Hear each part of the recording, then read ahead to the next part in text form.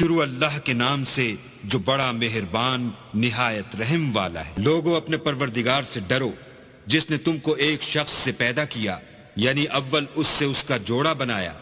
پھر ان دونوں سے کثرت سے مرد و عورت پیدا کر کے روئے زمین پر پھیلا دیے، اور اللہ سے جس کے نام کو تم اپنی حاجت براری کا ذریعہ بناتے ہو ڈرو، اور قطع مودت ارحام سے بچو، کچھ شک نہیں کہ اللہ تمہیں دیکھ رہا ہے۔ اور یتیموں کا مال جو تمہاری تحویل میں ہو ان کے حوالے کر دو، اور ان کے پاکیزہ اور عمدہ مال کو اپنے ناقص اور برے مال سے نہ بدلو، اور نہ ان کا مال اپنے مال میں ملا کر کھاؤ کہ یہ بڑا سخت گناہ ہے۔ اور اگر تم کو اس بات کا خوف ہو کہ یتیم لڑکیوں کے بارے میں انصاف نہ کر سکو گے تو ان کے سوا جو عورتیں تم کو پسند ہوں 2 یا 3 یا 4 ان سے نکاح کر لو۔ اور اگر اس بات کا اندیشہ ہو کہ سب عورتوں سے یکساں سلوک نہ کر سکو گے تو ایک عورت کافی ہے یا لونڈی جس کے تم مالک ہو، اس سے تم بے انصافی سے بچ جاؤ گے۔ اور عورتوں کو ان کے مہر خوشی سے دے دیا کرو، ہاں اگر وہ اپنی خوشی سے اس میں سے کچھ تم کو چھوڑ دیں تو اسے ذوق و شوق سے کھا لو۔ اور بے عقلوں کو ان کا مال جسے اللہ نے تم لوگوں کے لیے سبب معیشت بنایا ہے مت دو، ہاں اس میں سے ان کو کھلاتے اور پہناتے رہو،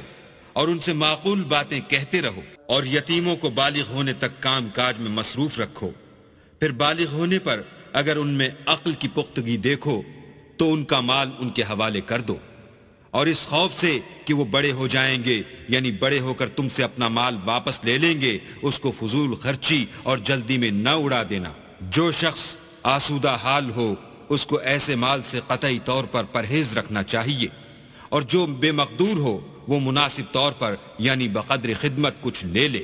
اور جب ان کا مال ان کے حوالے کرنے لگو تو گواہ کر لیا کرو، اور حقیقت میں تو اللہ ہی گواہ اور حساب لینے والا کافی ہے۔ جو مال ماں باپ اور رشتہ دار چھوڑ مریں، تھوڑا ہو یا بہت، اس میں مردوں کا بھی حصہ ہے اور عورتوں کا بھی، یہ حصے اللہ کے مقرر کیے ہوئے ہیں۔ اور جب میراث کی تقسیم کے وقت غیر وارث رشتہ دار اور یتیم اور محتاج آ جائیں تو ان کو بھی اس میں سے کچھ دے دیا کرو، اور شیریں کلامی سے پیش آیا کرو۔ اور ایسے لوگوں کو ڈرنا چاہیے جو ایسی حالت میں ہوں کہ اپنے بعد ننھے بچے چھوڑ جائیں، اور ان کو ان کی نسبت خوف ہو کہ ان کے مرنے کے بعد ان بیچاروں کا کیا حال ہوگا۔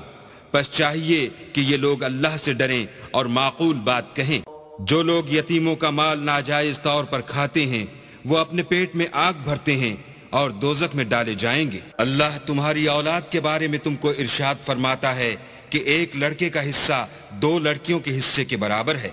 اور اگر اولاد میت صرف لڑکیاں ہی ہوں یعنی 2 یا 2 سے زیادہ تو کل ترکے میں ان کا 2/3، اور اگر صرف ایک لڑکی ہو تو اس کا حصہ نصف، اور میت کے ماں باپ کا یعنی دونوں میں سے ہر ایک کا ترکے میں 6واں حصہ، بشرطے کہ میت کے اولاد ہو۔ اور اگر اولاد نہ ہو اور صرف ماں باپ ہی اس کے وارث ہوں تو 1/3 ماں کا حصہ، اور اگر میت کے بھائی بھی ہوں تو ماں کا 6واں حصہ۔ اور یہ تقسیم ترکہ میت کی وصیت کی تعمیل کے بعد جو اس نے کی ہو یا قرض کے ادا ہونے کے بعد جو اس کے ذمے ہو عمل میں آئے گی۔ تم کو معلوم نہیں کہ تمہارے باپ دادوں اور بیٹوں پوتوں میں سے فائدے کے لحاظ سے کون تم سے زیادہ قریب ہے۔ یہ حصے اللہ کے مقرر کیے ہوئے ہیں، اور اللہ سب کچھ جاننے والا اور حکمت والا ہے۔ اور جو مال تمہاری عورتیں چھوڑ مریں، اگر ان کی اولاد نہ ہو تو اس میں نصف حصہ تمہارا، اور اگر اولاد ہو تو ترکے میں تمہارا حصہ 1/4۔ لیکن یہ تقسیم وصیت کی تعمیل کے بعد جو انہوں نے کی ہو یا قرض کے ادا ہونے کے بعد جو ان کے ذمے ہو کی جائے گی۔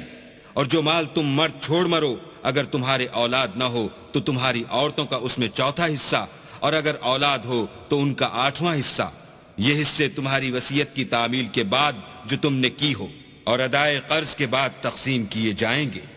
اور اگر ایسے مرد یا عورت کی میراث ہو جس کے نہ باپ ہو نہ بیٹا مگر اس کے بھائی یا بہن ہو تو ان میں سے ہر ایک کا 6واں حصہ، اور اگر ایک سے زیادہ ہوں تو سب 1/3 میں شریک ہوں گے۔ یہ حصے بھی بعد ادائے وصیت و قرض بشرطے کہ ان سے میت نے کسی کا نقصان نہ کیا ہو تقسیم کیے جائیں گے۔ یہ اللہ کا فرمان ہے، اور اللہ نہایت علم والا اور نہایت حلم والا ہے۔